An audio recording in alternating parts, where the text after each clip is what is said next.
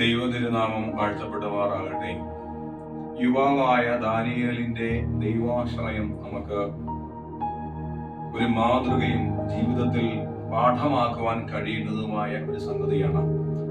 Daniel പ്രവാചകന്റെ പുസ്തകം 2-ാം അധ്യായം വായിക്കുമ്പോൾ നെബൂഖദ്നേസർ രാജാവിന്റെ സ്വപ്ന വ്യാഖ്യാനത്തിനായിട്ട് ദാനിയേൽ പ്രവാചകൻ ആശ്രയിക്കുന്നത് ദൈവത്തിലാണ്. തന്മൂലം സ്വപ്നത്തിന് വ്യാഖ്യാനം ലഭിക്കുകയും രാജാവിൽ നിന്ന് അംഗീകാരം ലഭിക്കുകയും ചെയ്ത ദാനിയേൽ മുൻപോട്ട് തന്റെ ജീവിതയാത്രയിൽ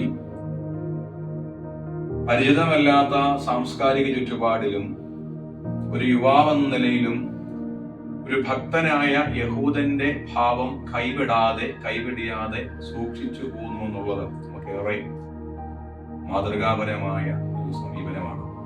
ആയതുകൊണ്ട് എന്നെ കേൾക്കുന്ന ഏവരുമേ, ദൈവത്തിനുള്ള ആശ്രയം മറ്റെന്തിനേക്കാളും പരമപ്രധാനമാണ്, മർമ്മപ്രധാനമാണ്.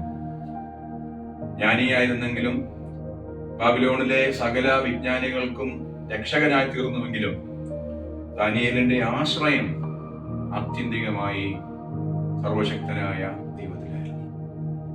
നമ്മുടെയും ആശ്രയങ്ങളും നമ്മുടെയൊക്കെ ആത്യന്തികമായ ആശ്രയ സ്ഥാനങ്ങളും ദൈവമായി തീരുവാൻ ഇടയായി തീരേണ്ടത് ആത്മാർത്ഥമായിട്ട് പ്രാർത്ഥിക്കുന്നു. അവിടെ നമ്മുടെ പണത്തിനോ നമ്മുടെ ജീവിത അനുഭവങ്ങൾക്കോ ജ്ഞാനത്തിനോ ഒന്നും കാര്യമായ പ്രസക്തിയില്ല. ആശ്രയം ദൈവാശ്രയമായി തീരേണ്ടത് ആത്മാർത്ഥമായിട്ട് പ്രാർത്ഥിക്കുന്നു. ഇവ നമ്മളെ മുൻപോട്ട് വഴി നടത്തുമാറാകട്ടെ.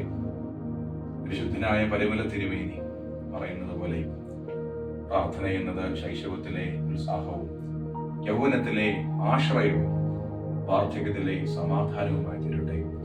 നല്ല ഒരു നോമ്പുകാലം നേരുന്നു.